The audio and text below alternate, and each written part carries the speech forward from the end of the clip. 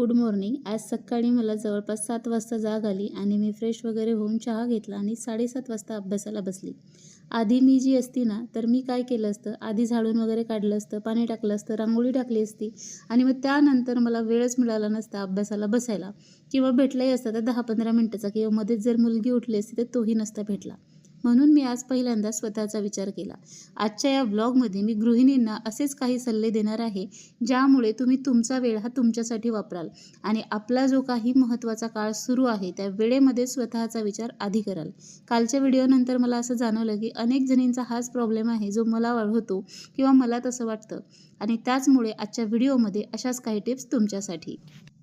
तर इथे मी काल महात्मा गांधीजींचं प्रकरण ठरवलं होतं आणि जवळपास 336 पेज नंबरपासून ते प्रकरण आहे आणि यामध्ये माझं पूर्ण प्रकरण वाचून झालं नव्हतं. खूप मोठं असं प्रकरण आहे आणि काल माझं तेवढं झालं नाही वाचून, त्यामुळे मग आता ते कंप्लीट करायचं होतं आज. आणि आज मी एक प्रकरण ठरवलं होतं पण नंतर मी ते चेंज केलं, कारण की ते प्रकरण इतकंसं महत्त्वाचं नाही आहे PYQ जेव्हा मी पाहिले, आणि त्यापेक्षा महत्त्वाचे काही प्रकरणं राहिलेले आहेत.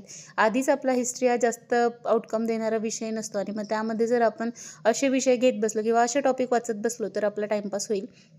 तर इथे माझं महाराष्ट्रातले जे काही वसाहतवादी राजवटीला प्रारंभीचा प्रतिकार केला तर ते झाले होते, म्हणजे भिल्ल कोळी हे उठावाचं प्रकरण झालं होतं. त्यानंतर महात्मा गांधीजींचं प्रकरण मी आज पूर्ण केलं, तेव्हा माझं झालं नव्हतं सकाळी.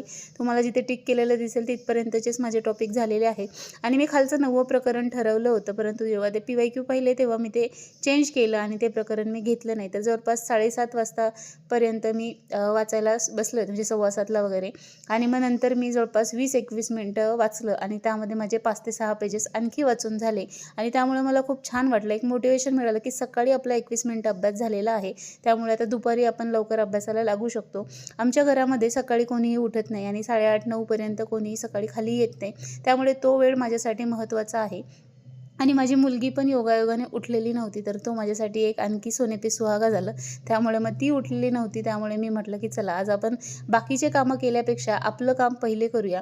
आणि दिवसामध्ये जे आपण सर्वात आधी काम करतो ना तेच आपण दिवसभर करत राहतो, त्यामुळे मग अभ्यास जर आपण केला तर आपलं डोकंही त्यामध्येच राहील आणि आपलं राहिलेलं जे काही टार्गेट आहे तेही कंप्लीट होतील, असा मी विचार केला आणि माझं हे राहिलेलं जे आहे ते वाचायला स्टार्ट केलं. कारण की आपण कितीही कामं करा, आपले कामं तर काही संपत नाही. आणि मी पाहिलं आहे आमच्या घरामध्ये, मी जर सकाळी 7 पासून जरी कामाला लागले तरीही जेवणाच्या वेळेपर्यंत 1 वाजतो, कारण कोणी लवकर जेवत नाही. मग त्यांच्या वेळेनुसार आपण करत बसा, मग त्यामध्ये खूप टाईमपास होतो. त्यामुळे मग मी ठरवलं की पहिल्यांदा आपलं वाचन करायचं, नाहीतरी कोणी 8:30-9 पर्यंत खाली येत नाही, त्यामुळे मग झाडूनही काय फायदा आहे. सकाळी झाडलं पाहिजे. ह्या जुन्या ज्या काही गोष्टी आहेत त्यांनी काय होणार आहे, आत्तापर्यंत काय झालं आहे, ज्यांनी 4 वाजता झाडलं आहे त्यांच्या घरामध्ये त्यांना प्रसन्न वाटत असेल. काही गोष्टी ह्या आपल्या मतानुसार आपण ठरवायच्या किंवा वेळेच्या गरजेनुसार ठरवाव्यात असं मला वाटतं. इतर वेळी जेव्हा आपल्याला काही नसतं तेव्हा आपण जर सकाळी उठल्यापासून कामामध्ये लागलो तर काहीच हरकत नाही, परंतु सध्या आपल्याकडे टार्गेट आहे. आणि जेव्हा आपण रात्री लेट झोपतो तर आपल्या सकाळी जर जाग येत नसेल तर मग तेव्हा रिग्रेट करण्यापेक्षा किंवा घाईघाईने कामाला बसण्यापेक्षा सरळ अर्धा तास वाचत बसा, डोकं शांत करा. आपलं काहीतरी झालेलं आहे असं आपल्या मेंदूला जेव्हा कळतं तेव्हा तो शांत होतो आणि आपले कामही पटापट होतात. कामाचे टार्गेट ठरवा. 1 तासामध्ये स्वयंपाक करायचा आहे, अर्ध्या तासामध्ये भांडे घासायचे आहेत, 15 मिनिटामध्ये झाडून पुसून काढायचं आहे, असे टार्गेट ठरवा. म्हणजे आपले कामही पटापट होतील आणि आपल्याला कुठल्या कामाचा स्ट्रेसही येणार नाही. हा काय म्हणेल, तो काय म्हणेल, इतक्या उशिरा झाडते, इतक्या लेट कामं करते, 2-2 वाजता जेवते, काही घेणं देणं नाही. दुनिया उडत गेली अशी काल एक कमेंट आली आहे मला माझ्या कमेंटवर. तर आपण असंच दुनियेला उडत घालवायचं आहे, कारण आपल्याला सध्या महत्त्वाचं आहे आपलं टार्गेट पूर्ण करणे आणि आपला अभ्यास कंप्लीट करणे. त्यामुळे अजिबात या लोकांच्या नादी लागायचं नाही आणि आपलं जे सुरू आहे तेच सुरू राहू द्यायचं.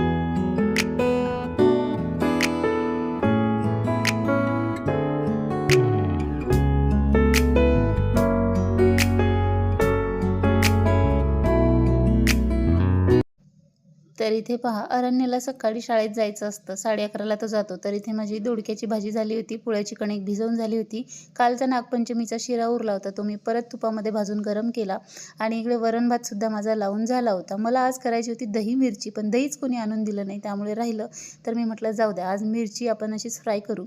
आणि इकडे संध्याकाळसाठी बाजरी मी भिजत घातली. आज आमच्या भांड्यावाल्या ताई येणार नव्हत्या, त्यामुळे माझा अर्धा ते पाऊण तास एक्स्ट्रा जाणार होता. आणि आमचे हे इतके चहा पितात, त्यामुळे त्यांचा उरलेला चहा रोज माझ्यासाठी ते ठेवतात. ठेवतात तर तो मी इथे घेत होते. तर आपल्याला आपले कामं संपल्यानंतर आपण थोडंसं घरच्यांसोबत बोलतो, गप्पा करतो, अजिबात करायच्या नाहीत. आपलं 1 महिनाभर त्यांच्यासोबत भांडण झालं आहे, एक म्हणजे आपली परीक्षा असेपर्यंत. असं म्हणा, काय म्हणायचं आहे ते म्हणा. तर हे पहा माझे सकाळचे आहे ते 21 मिनिटं झालेले. आणि मी जसे कामं झाले तसेच कोणाशी न बोलता जेवण केलं आणि भांडे घासून सरळ माझ्या रूममध्ये आली माझं पुढचं राहिलेलं टार्गेट कंप्लीट करण्यासाठी. कारण सावी झोपली होती आणि हा गोल्डन चान्स मी अजिबात सोडू शकत नव्हते. कारण ती उठली की ती मला काहीही करू देत नाही. तिच्याच मागे मला लागावं लागतं.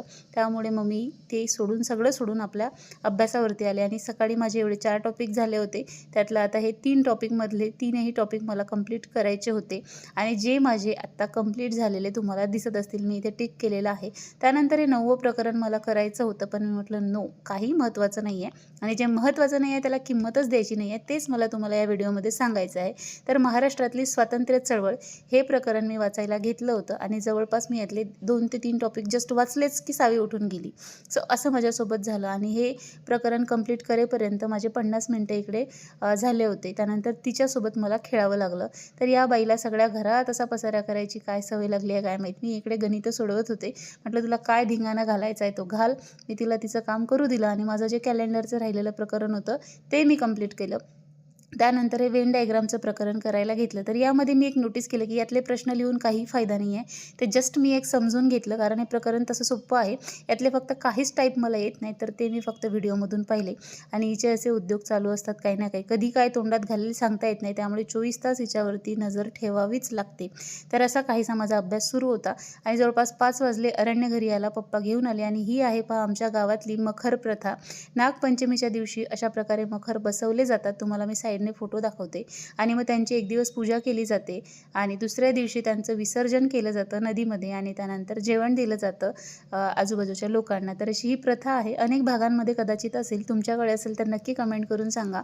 आणि हे खूप वेगळं आहे. म्हणजे मी मंगरुळमध्ये राहत असून सुद्धा मी हे पाहिलं नव्हतं. जेव्हा माझं लग्न झालं त्यानंतरच ही मखर प्रथा मला पाहायला मिळाली. तर आता मी माझ्या किती झालेलं आहे ते तुम्हाला दाखवते. तर आज अभ्यास तर जास्त नाही झाला, परंतु जे ठरवलेले टार्गेट होते ते कंप्लीट झाले आणि आता राहिलं होतं फक्त करंट अफेअर्सचं. तर ते संध्याकाळी मी करणार आहे आणि ते उद्याच्या ब्लॉगमध्ये मी तुमच्यासोबत शेअर करेल. तर इथे महात्मा गांधीजींच्या जे चळवळी आहेत तर ते प्रकरण माझं झालं होतं आणि खूप इंटरेस्टिंग आहे. तुम्ही नक्की वाचा. खूप मजेशीर गोष्टी पण आहे ज्या आपल्याला माहिती नसतात. अनेक असे हुतात्मे आहेत ज्यांची नावं आपण ऐकलेली नसतात आणि ते आपल्याला या पुस्तकामध्ये पाहायला मिळतील. तर या पुस्तकाची लिंकसुद्धा मी टॅग करेल. तुमच्याकडे नसेल तर तुम्ही परचेस करू शकता. आणि त्यानंतर मग मला ते महाराष्ट्रातलं वाचायचं होतं. त्यातले 2 ते 3च पेज माझे फक्त वाचून झाले होते. कारण माझी पोरगी माझ्यासोबत होती, त्यामुळे तिच्यासोबत इतिहास वाचणं म्हणजे एक इतिहास घडून जाईल अशी गोष्ट होते. त्यामुळे मी ते काही वाचलं नाही आणि माझं गणित करायला घेतलं. गणित तिच्यासोबत मी करू शकते, त्यामुळे आता मी रोज दुपारी गणितच करणार आहे जेव्हा ती जागी असणार तेव्हा. आणि माझे राहिलेले टार्गेट्स मी कंप्लीट करणार आहे, कारण त्याशिवाय काही इलाज नाही आहे. आपल्याला करायचं आहे ते करावं लागणार आहे. आपल्या मुलांसोबत करावं लागणार आहे. इतर कोणाचीही घरातल्या किंवा इतर कुणाचीही काळजी करू नका. आपलं जे महत्त्वाचं आहे ते चालू राहू द्या. जे काही सणवार येतील त्या सणवारांना म्हणा तू पुढच्या वर्षी ये, मी तुझं आनंदाने स्वागत करेन रिझल्टच्या सोबत. यावर्षी मात्र मी तुझ्यासाठी अवेलेबल असणार नाही. नाही म्हणायला शिका. आपल्या नातेवाईकांना आपण गेलो नाही तर वाईट वाटतं, ते यासाठी कारण आपण जात नाही म्हणून त्यांची कामं होत नाहीत. दुसरा काहीही आपला उपयोग नसतो. आपण जर का कामं केले नाही तर कोणीच आपल्याला पुढच्या वर्षी बोलवत नाही. त्यामुळे त्यांचं टेन्शन घेऊ नका, त्यांचा विचार करू नका. आपलं काय काम आहे ते काम करा. आपले जे गणित आहेत, आपलं जे वाचायचं आहे, आपली जे रिव्हिजन आहे, झाला असेल अभ्यास तर रिव्हिजन करत बसा.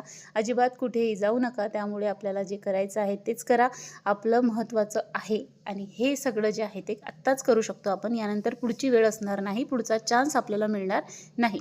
तर असा माझा 2 तासाचा अभ्यास झाला होता आणि हे 2 टॉपिक माझे कवर झाले होते. तर इथं आमची मॅडम करते बाय बाय. सो आजचा व्हिडिओ इथेच थांबवते. आता संध्याकाळचे 6 वाजून जवळपास 10-1 मिनटं झालेले आहेत. संध्याकाळची सगळी कामं झाडझूड वगैरे आटोपलेली आहे. लाईट गेली आहे. तर हे सगळे कामं संपलेले आहेत. तर आता मला थोडंसं काम आहे तर ते करते. घरचंच काम आहे, घरातच आहे. आणि आता राहिलेलं आहे माझं करंट करायचं आणि इतिहासाचं जे राहिलेलं प्रकरण आहे तर ते दुसरंवालं जे मी स्टार्ट केलं आहे ते कंप्लीट करायचं. तर हे 2 टार्गेटमध्ये आहेत. पाहूया आता किती पूर्ण होतं. तर जे झालं ते मी तुमच्यासोबत उद्याच्या ब्लॉगमध्ये शेअर करेन. हा ब्लॉग तुम्ही पूर्ण पाहिला त्याबद्दल खूप खूप थँक्यू. भेटूया पुढच्या व्हिडिओमध्ये.